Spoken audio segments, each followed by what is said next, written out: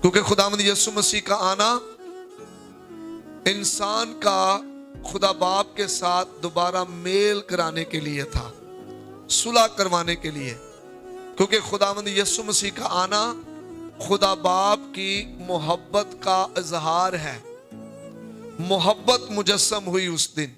तो जब हम क्रिसमस मनाते हैं और हम क्रिसमस पर मोहब्बत नहीं करते, माफ नहीं करते, सुलह नहीं करते, हम देते नहीं हैं, तो फिर हम क्रिसमस हकीकी क्रिसमस नहीं मना रहे, बल्कि फिर हम रवायती क्रिसमस मना रहे हैं।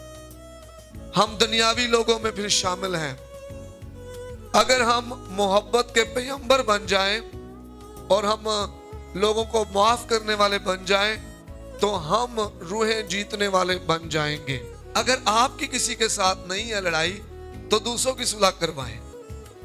आपको लगता है कि बहन भाई आपस में घर में नाराज है, उनकी सुलह करवाएं।